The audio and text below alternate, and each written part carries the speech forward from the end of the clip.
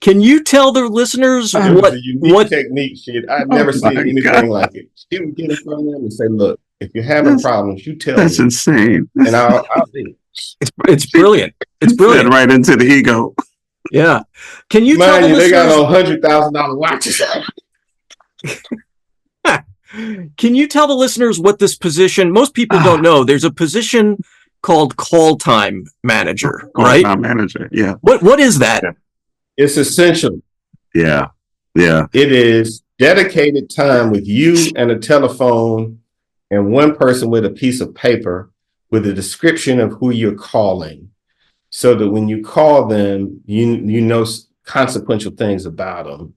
And it's calls that only the mayor should make, right? Because you're trying to cultivate a donor relationship and build a war chest for your campaign.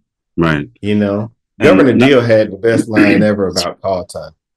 So Governor Deal was Republican governor of Georgia, a friend of mine. So people didn't think he was going to win. He was a lot like us, but people didn't think he was going to win. And so when he won, he was from Hall County, and he was bankrolled by the Chicken Boys, the Poetry Boys.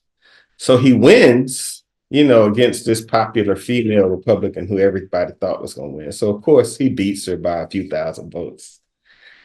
And so he had, the meeting where everybody comes to apologize. And so Michael, he comes down the stairs and he says, "Hello, everyone. It's so good to meet you because I'm so used to listening to your voicemails." Because they would never take his calls.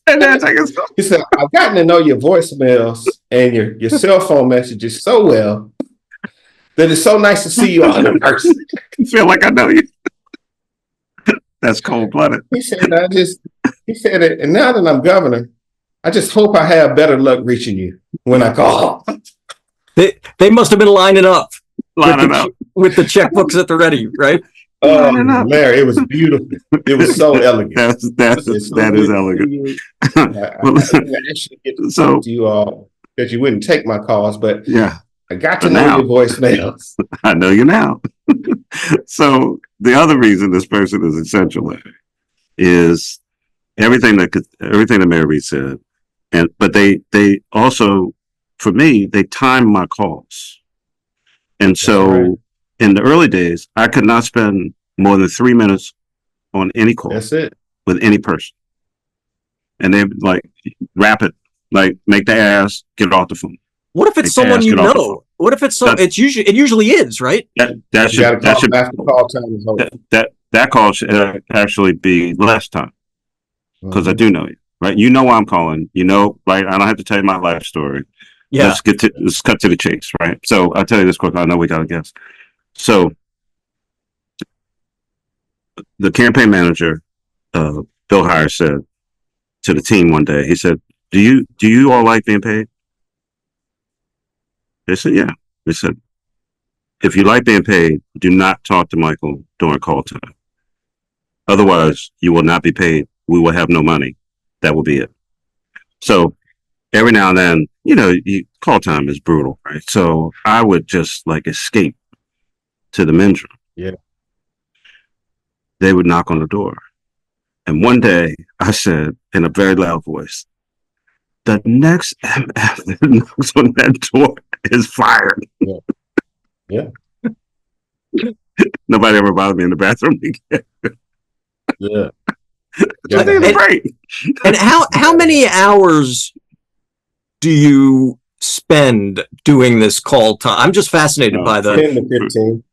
Yeah. 10 to 15 a week. Yeah. I was doing at least 4 a day. Do 4 hours of call time, go out in the afternoon, do some campaign stuff, some meetings, whatever, and then the nighttime. And then there was a whole nighttime operation. I learned that from Allison Schwartz. Oh, former congresswoman from Pennsylvania.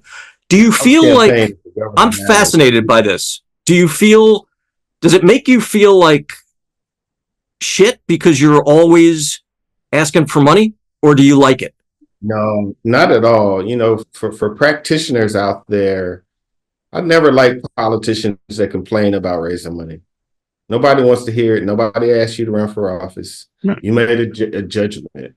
And politics is about the best overall. It's the person with the largest skill set, which has to include, unless you're independently wealthy, the capacity to make people believe in you, which is what they do when they give anything, whether it's $1 or $5 or $10. Exactly. Smaller amounts of money are really important because they convert to votes. Right. Certainly if it's people who live in the city of Atlanta, Sure. they feel like they invested. They bought a share in Home Depot, you know, when they sent their $5 or their $10. So, people make an investment in you. I hear people complaining about that aspect of the game. I mean, it's like, you know, you want to be in the NBA, but you don't want to run wind sprints. Right. Like practice. We talking about practice? Practice. Well, the interesting thing you just reframed it for me, because it's almost like it's actually democratic, right? It's the candidate having to. It's retail politics. It's a candidate having to sell himself. Yeah. Ultimate retail politics. You know, campaigns are the ultimate startup. I call them the ultimate startup. Right? Didn't exist before you came along. You are the product. You are the sales. You are the center of the whole thing. And you can't run a campaign without any money. If you're not raising the money, if the finance team is not raising the money, what are you doing? What are you doing? Right?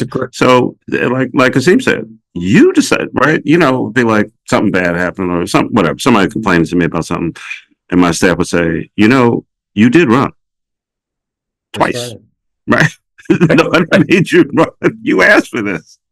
So, I had an elderly gentleman who was great. He had a great line. He put his hand on my shoulder. He said, "This is your dream. I can go home." He said, "You don't want to run around and talk about when you're 13. This is your dream, right? You know, you met Andrew Young, and you said you want to go dreaming." It's your dream. I could go home.